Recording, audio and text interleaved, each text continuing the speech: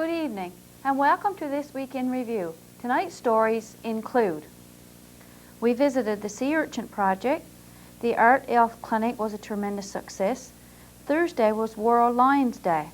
These stories plus community events, the BBS Playbill, Off the Rack and more coming up after this.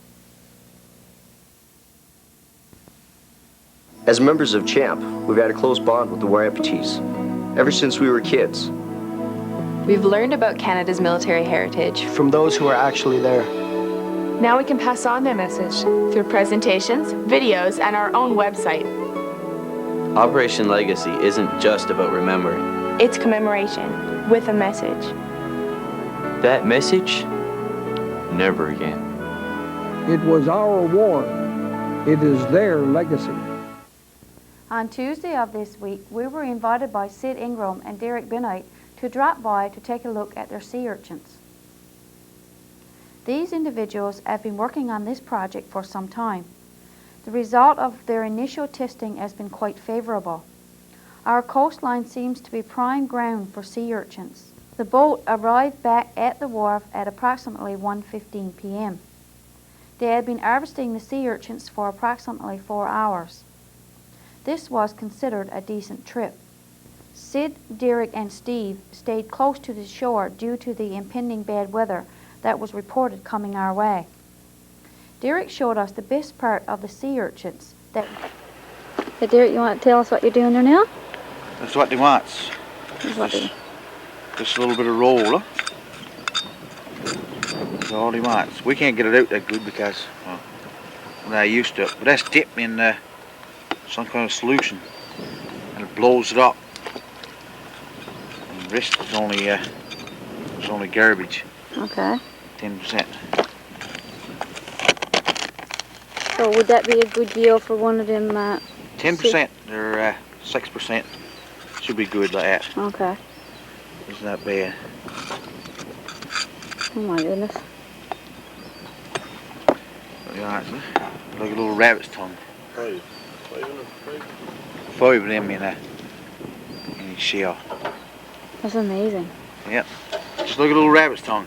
They don't even cook this. They don't cook, they eat it raw? Oh, yep. So how quick will you have to get this to your market now? 24 hours. It's got to be down in Japan, down in Tokyo. Okay. And sold the same day that this is done. The next day this is ready to eat on the other side of the world. Okay. So how long would the sea urchins last once you take them out of salt water? This time of year it's just 3 days. 3 days? Yeah. It's just 3 days. You can't touch this with your hands because it's eating in the skin. Yeah. Then it's just like melt. And fresh water will just make it go like really milky. Oh. That one is a low grade compared to a good grade. Shells are pretty hard too, eh? Yeah, they're pretty tough. And this one is a little bit better. This purple is the blood. Okay. And you close and never get it out. What do you see? The best season for sea urchins is our winter months, with December being the best month. This is when the urchins are at their biggest and will have the biggest yield. This project is another very positive opportunity to help provide more employment for our community. We wish these individuals every success in this endeavor. The Art Elf Clinic held on Wednesday of this week was a huge success thanks to many volunteers. 14 volunteers helped out with the clinic this year as opposed to 11 volunteers of last year. Without the help of these dedicated volunteers, this clinic wouldn't be possible. They helped 209 people get their body mass index checked, their blood pressure checked, and their blood sugar checked. The volunteers had 26 people referred for their blood pressure. There were no referrals for blood sugar, and they reported that the BMI seemed to be a better average this year. There were also prizes to be awarded at the end of the clinic. We spoke to public health nurse Darlene Strickland about the clinic and to Darlene's other guest. Hi, we're here today. We had another heart health clinic this year, October the 4th. Very huge success. Would like to really thank the volunteers this year. They put a lot of work into it, and it wouldn't have been able to be held without their great success. They came to the clinic and volunteered, and we went through a big training program. It was also their idea today to do fruit baskets, so they all donated fruit baskets for prizes, so everyone got a chance to win a prize. 4 fruit baskets will be drawn, a t-shirt, same as what we have on here, as well as 2 mugs and 3 lunch bags, and that was donated by the Heart Health Coalition. I'd also like to thank Rose Staples-Payne. She provided complimentary lunch today to all the volunteers, and hopefully with every year we'll be able to hold another heart health clinic for people to have their blood pressure, their sugar, their height and weight done, whatever they wish. And hopefully tomorrow, if the weather's good, I'm also taking 2 volunteers with me, and we're going to Grand Britt. And hopefully in the spring we'll visit Francois and do the same clinic. So I'd really like to thank the volunteers, because it wouldn't be able to be done without those. And I asked Stephanie and Kim to come here today, and they can speak a little bit on their role. My name is Stephanie Buckle, and I'm Regional Nutritionist with Health and Community Services Western. And I'd like to thank Darlene for inviting us down here today. And I came down with a display just to focus on label reading. And as you can see from the display, we focused on looking at fat on labels, as well as salt and as well as sugar. So if you take a look at the fat on the labels, you'll see that there's many words for fat. And just to be aware that when you're reading the ingredients and choosing foods in the grocery store, words such as lard, shortening, hydrogenated vegetable oils, all these words mean fat. And when you're looking at an ingredient list, you want the first 4 ingredients to be what you would want to focus on. So if the first 4 ingredients is any of those words, such as fat or lard or vegetable oil, you probably realize that those foods tend to be a little bit higher in fat, and you would probably choose them less often.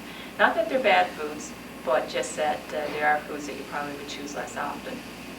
If you move over to the salt, other words for salt are sodium and MSG. MSG tends to be in a lot of processed foods. And again, if you have been told that your blood pressure is a little high, that you probably want to watch out for your salt intake. And a lot of those foods may tend to be the processed foods, like your processed meats and anything that's quick and easy to prepare, that all you have to do is just add water, cook it, just to be careful of those. So next time you buy something, just take a look at the ingredient list and look for words such as salt or sodium or MSG. Moving over to the sugars, some of you may have to watch your sugars. You may have been told that your blood sugar is high, that you may have diabetes. So another word for sugar is any words that end in OSE. So glucose, fructose, maltose, all these words mean sugar, and that's something that you need to be aware of as well when you're choosing foods in the grocery store. Sugar comes in a natural form, as in juice. So orange juice, even though it may not say that it has sugar in it, is a natural sugar in it, and you have to be aware of that as well. So that's just some of the highlights of the display here today. Okay, now the plate that you have on display there, is that an example of a good meal? Today the plate focuses on fruits and vegetables, and what we're trying to do to promote heart health, we're really trying to promote aiming for at least 5 to 10 fruits and vegetables a day. So it doesn't mean that you have to have 5 fruits and vegetables. It's a combination of.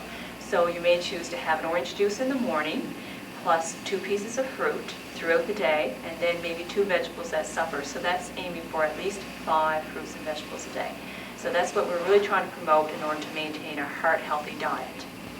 Okay, thank you. Okay. Hi, my name is Kim Bartholomew, and I'm the Regional Health Educator. I'm also with the Heart Health Coalition, which is a group that tries to promote heart health promotion in the communities.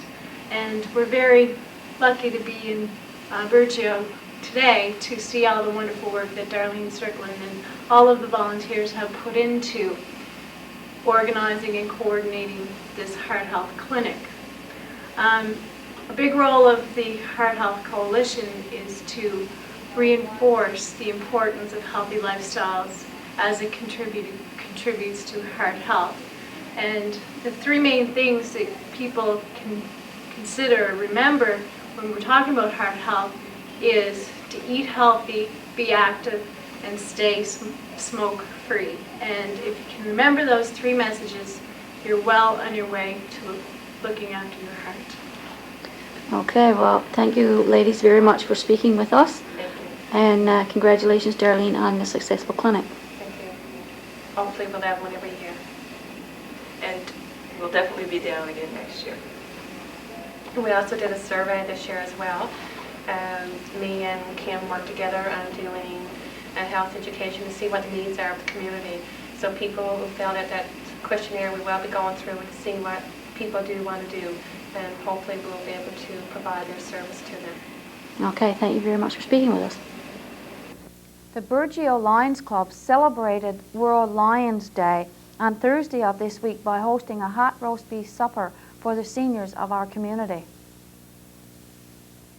Approximately 63 seniors, widows, and widowers attended the World Lions Day celebration. Lion Stand Concert was MC for the event. Reverend Childs gave the blessing.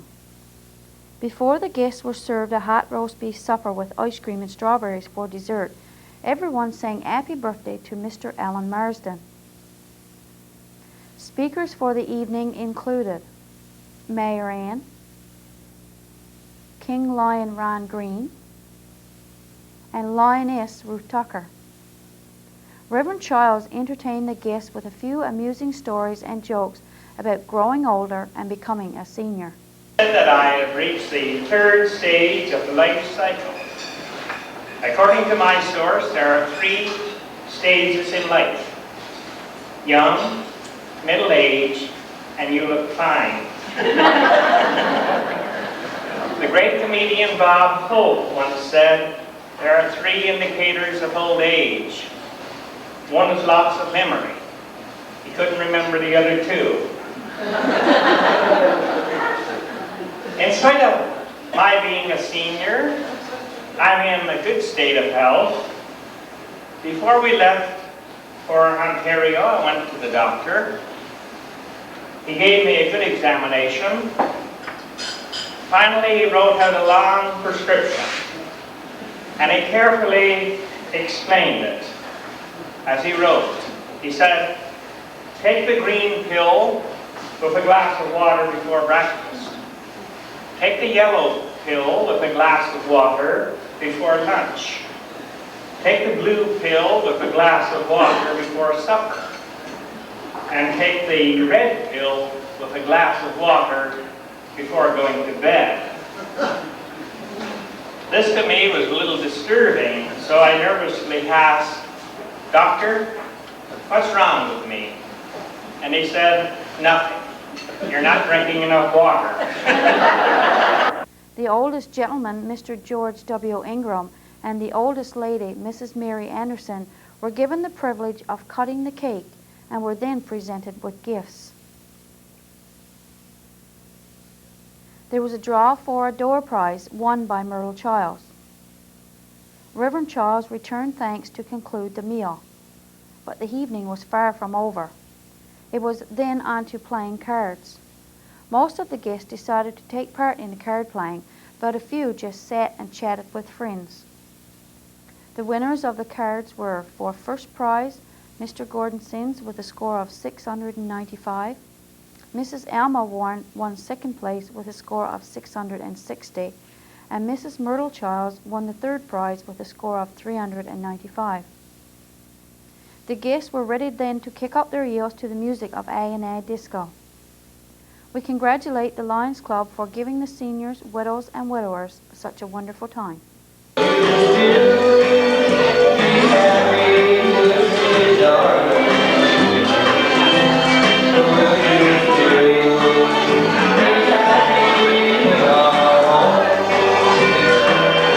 Stay tuned for more of This Week in Review coming up after this. Vimy Ridge, Hong Kong, Dieppe, Caen, Cap Young. I'm Cliff Chatterton of the War Ants. Never Again, a series of 30 videos about the Canadian volunteers who fought these wars. Learn about the Newfoundlanders in Gallipoli, about our campaign of mountain warfare in Italy, Why a Canadian battalion in Korea earned a U.S. presidential citation. The War Ants, preserving our military heritage. Constable John Powers is here now with the court report. Good day. This is Constable John Power with Burgeo RCMP, and I wanted to update everybody with our latest court report. Court was held in Burgeo on Wednesday, September 20th, with Judge LeGros presiding. Several matters were dealt with on that date. First of all, we had 2 trials under the Highway Traffic Act. Both were under Section 137(1) of the Highway Traffic Act, which is passing a school bus with red lights flashing. 2 males from Burgeo were charged with this offense. The first was not present for the trial and was found guilty of the offense and fined a total of $90. And the second male appeared and represented himself on the matter, and Judge LeGros dismissed the charge against him after trial. Second matter that was dealt with was a 36-year-old male from Burgeo entered a not guilty plea to a charge of assault under Section 266B of the Criminal Code of Canada, and trial has been set for that matter on November the 22nd. We also had a 17-year-old male from Burgeo, from Ramia. 17-year-old male from Ramia pled guilty to a charge of uttering threats under Section 264.11A of the Criminal Code of Canada, and he was given 1-year probation and a suspended sentence for that matter. We also had an 18-year-old male from Burgeo who entered a guilty plea to a charge of breach of probation under Section 26 of the Young Offenders Act. Sentencing has been set over until November 22nd on this matter for preparation of a predisposition report. A 26-year-old male from Ramia entered a guilty plea to a charge of indecent acts under Section 173(2) of the Criminal Code of Canada. He was given a $500 fine and a $75 victim fine surcharge for a total of $575 and was placed on 1-year probation. The next matter that was dealt with was a 21-year-old male from Burgeo who entered a guilty plea to a charge of assault causing bodily harm under Section 267(1)B of the Criminal Code of Canada. Judge LeGros ordered a fine of $1,500 plus $225 victim fine surcharge. He was also placed on probation for 2 years and ordered to pay restitution to the victim. A female from St. John's, formerly of Burgeo, entered a not guilty plea to 2 charges. First was under Section 141A of the Criminal Code of Canada, public mischief, which is making a false report to police, and the second was breach of probation under Section 733.11A of the Criminal Code of Canada, which these offenses date back to 1998 in Burgeo, and trial has been set for November 22nd in Burgeo for those matters. And finally, the last item on the docket was a 39-year-old male from Ramia who was found guilty after trial on a charge of assault under Section 266B of the Criminal Code of Canada and Section 733(1)B of the Criminal Code of Canada, which is breach of probation. And Judge LeGros sentenced him to 14 days in jail after that. So that concludes the matters from Burgeo Court. The most recent session of Burgeo Court held September 20th, and next court session will be November 22nd in Burgeo. Thank you very much. Have a good day. Now over to Mayor Hand with the council report. Good evening. Burgeo Town Council held its regular council meeting on October the 4th, year 2000. Items up for discussion were as follows. Regarding the old back, which you've been updated on the paving project, the deficiencies that was in the sidewalks and so on, this came up for some more discussion. We were of the opinion, and this was shared by our engineers, that Penny Paving was not going to come back and correct the deficiencies, and that we could go out and get another contractor to come in and correct the deficiencies. However, we now find that Penny Paving has taken the stand that they're not going to correct the deficiencies, and they want the $35,000 old back, which we had regarding the deficiencies. So we found ourselves being threatened to be taken to Supreme Court by Penny Paving. However, our engineer advises us to not release $35,000. So at the present time, this is in the cards and in the making, and we're not going to release the $35,000 because this would be just being in agreement with sloppy work and would pave the way for other contractors to walk away from doing bad work. So your council have agreed that they refuse to release the old back. We're endeavoring, along with Atlantic Engineering, to have the deficiencies corrected, and if we have to go to court, well, so be it. However, we are acting on what we feel is the best interests of the town in this matter. Our fish plant, or our building that is supposed to be a fish plant, came up for, I would estimate, about a full hour of discussion was put into the fishing industry in Burgeo regarding the fish plant, sea urchins, and everything. It was, well, it was a debate that didn't come up with any answers because we really don't know the answer. There certainly was a lot of input from all councillors present, and just where to turn next is a big question. There's a lot of things in Burgeo that has got to be looked at, and our council, there's a few more things which I'm working on that, and information which I would hope to get back. And all I can say is it appears to me as if our council is doing about as much as we can do. And I would say that, and I believe it was really a consensus of our council that there's a lot of workers that could be or should be playing maybe a bigger role in trying to get their plant open. I think every worker should be looking at himself and saying, what can I do to try reactivate the Burgeo plant? That's one thing I think you could be asking. What can you do? What have you done? Another thing I think, question which you should be asking yourself is, what is my union doing to open the plant in Burgeo and to get me back to work? Now, I think that's pretty legitimate questions which any person in Burgeo should be asking themselves.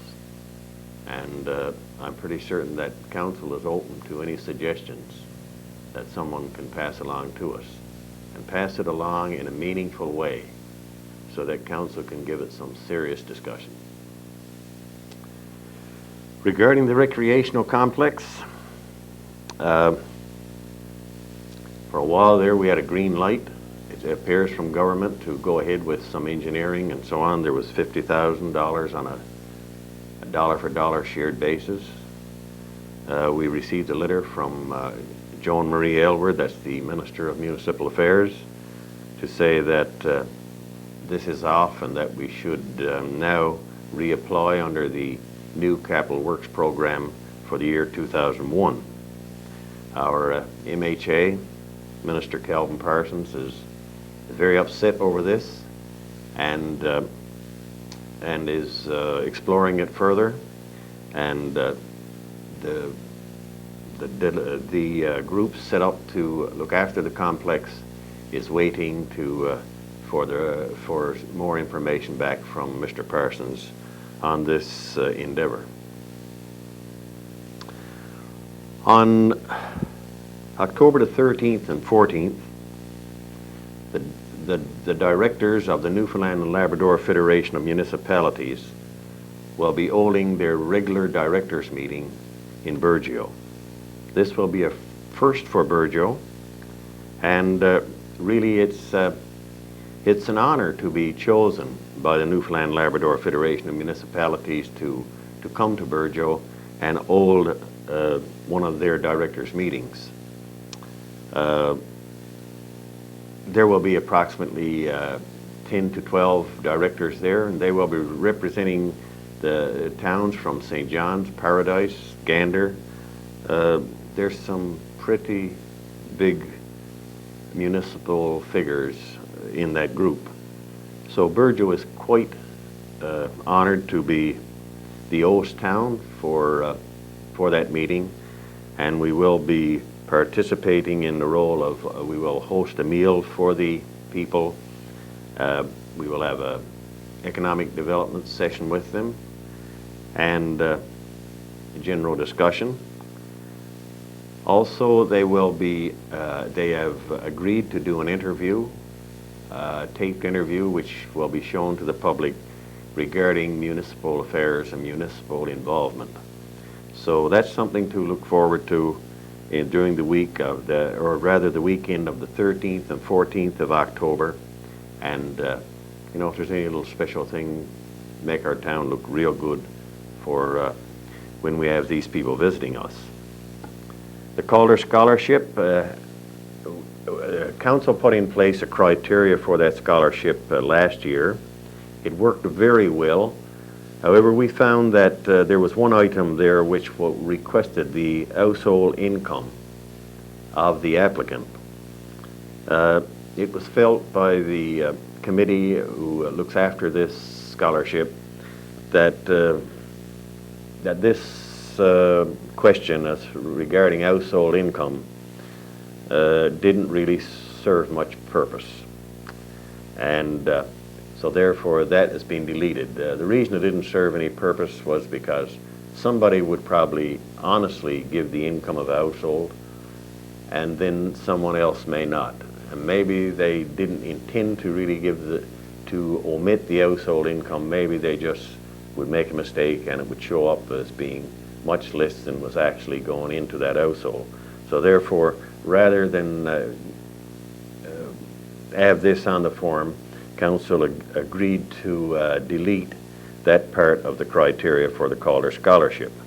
I would, however, like to remind people that the Calder Scholarship must be applied for. You must apply for it in order to receive it, and you must have your application in by November the 30th. Council approved 3 building applications. Council also received a letter from Mayor C. Stein of Stephenville. Stephenville is contributing $40,000 towards a renal dialysis machine for the Sir Thomas Roderick Hospital in Stephenville. They were asking the town of Burgeo in its 2001 budget to allocate $5 per person in Burgeo, which would mean $8,000 to $10,000 possibly that they were asking from the Burgeo Town Council. Council gave this very serious, objective, and extensive discussion, and our conclusions were that a dialysis machine in Stephenville would only be 30 kilometers closer to the people of Burgeo, 30 kilometers closer than the dialysis machines that are at Corner Brook. So therefore we didn't feel it was that much of an advantage to us there. Also, Council was of the opinion that if our town was going to support a dialysis machine, we would much rather have it put in our hospital here at Burgeo, so that the people of Burgeo and those who have to travel by boat from Ramia, Grey River, Francois, and Grand Brit could also use the machine. Another thing, Council felt that we didn't feel that it was the place for municipal government to be subsidizing the Newfoundland health care system. Health care is a provincial matter, so we certainly would wish that our council had the luxury of the tax base that the town of Stephenville has, and that we could partake and participate in such ventures as this. However, we do not have that luxury, so therefore we had to answer Stephenville in the negative and would love for some time that we could get into such a program as to put a dialysis machine in the hospital at Burgeo. And that was our council news for October the 4th. However, there's one other matter that I have to take this opportunity to speak on, and that was the nomination which took place on Monday. I must say it was very disappointing for me. The turnout in Burgeo was very disappointing. 1,028 voters were possible in Burgeo, and I think it was only 194 showed out to vote. I don't know what Bill Matthews could do more for our town than he did. He was at the first meeting in 1998 that I attended in Corner Brook regarding trying to reactivate the Burgeo plant. And it was still ongoing, I've got to say that. I just give you a rundown now since January year 2000, the involvement that Mr. Matthews has had with this town. On January the 7th, he attended a meeting that we went into St. John's and met with Mr. Efford and people from DFO and so on. Mr. Matthews was there at that meeting. That was on January the 7th. On January the 11th, he had a meeting set up in Ottawa for Mr. John Efford, Oliver Langdon, Kelvin Parsons, and Department of Fisheries and Oceans, including Mr. Dhaliwal. He set up that meeting and attended that. That was on January the 11th. On March the 25th, Mr. Matthews was in Burgeo and attended the fishery forum which we held at the far off. On May the 5th, Mr. Matthews met with me in Stephenville, and again we discussed and reviewed and updated ourselves and tried to plan some other strategies to get our plant open. On July the 1st, I met with Mr. Matthews and Mr. Parsons and some other people at Deer Lake. Again, we started to work on a different initiative. On July the 13th, we met again. It was a follow-up from our July the 1st meeting, and we fine-tuned the proposal which we were to make to government. That was on July the 13th. On July the 17th, he was with us again in St. John's when we presented the proposal and dealt with the bureaucrats down at DFO. That was July the 17th. 5 days later, July the 22nd, Minister Parsons and myself, Mr. Matthews is meeting with Minister Dhaliwal in St. John's to again go over a proposal. I just don't know. He was in Burgeo again on June the 17th to celebrate our 50th anniversary of municipal government.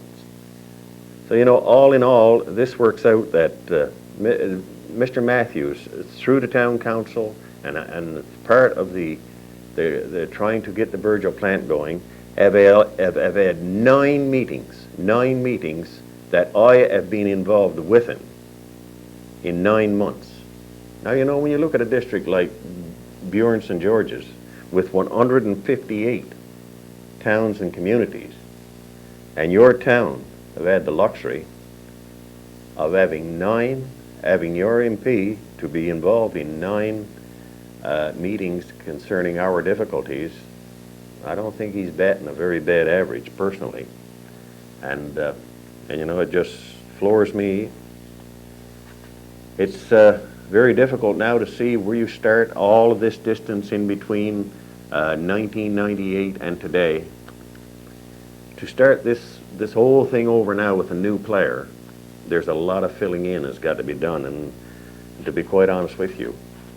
I know Mr. Matthews at the end of 3 years got nothing to show for his efforts, and at the same time I've got nothing to show for my efforts. So therefore, it leaves one to consider whether they should stay on and see what they can do, because it's quite obvious that the people were not satisfied with Mr. Matthews, and I guess maybe they feel the same way with regards to me. I don't think the crossing of the floor had anything to do with Mr. Matthews' defeat. Let's just face it, this was Liberals voting.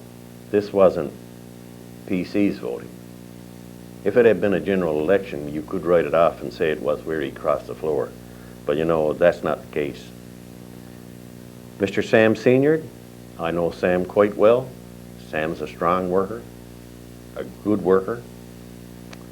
And I had breakfast with him on Tuesday morning, just after the nomination.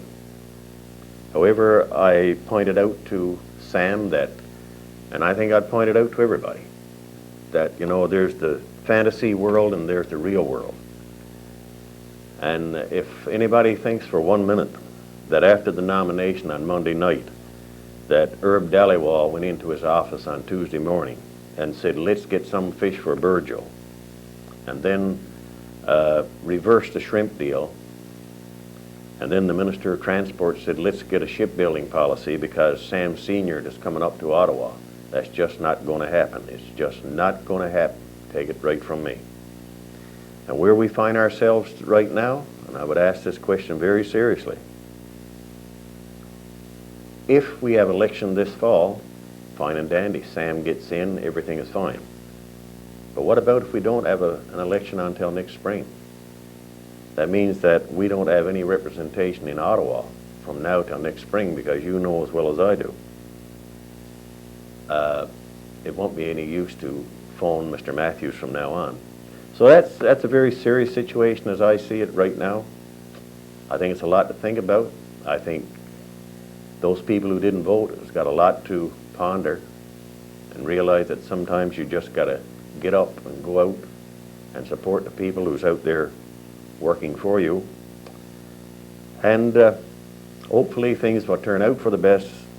Whatever it is, it is. I mean, what's been done has been done, and of course it was the wish of the people. But I personally feel bad about it, and I think we had a good man in Bill Matthews. Good evening. Stay with us for Off the Rack, the community events, and the BBS Playbill, all after this.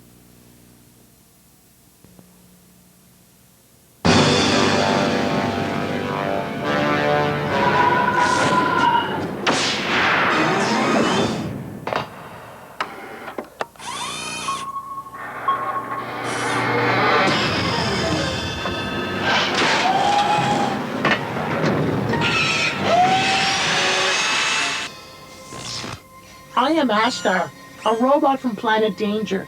I can put my arm back on. You can't. So play safe. Off the Rack.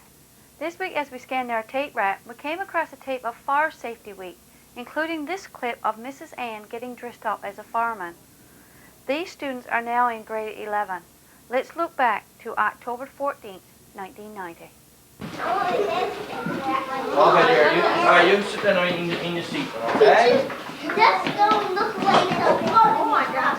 They're heavy. Okay. Your own shoes. What? Did I? I didn't even feel it. There you go.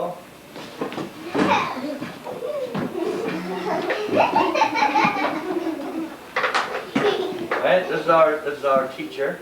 This is our woman firefighter. Okay. Now what happens if there's a fire and we're in school and teacher gotta go? Then the teacher's going to go with her uniform on, isn't she? There you go. Okay, bye.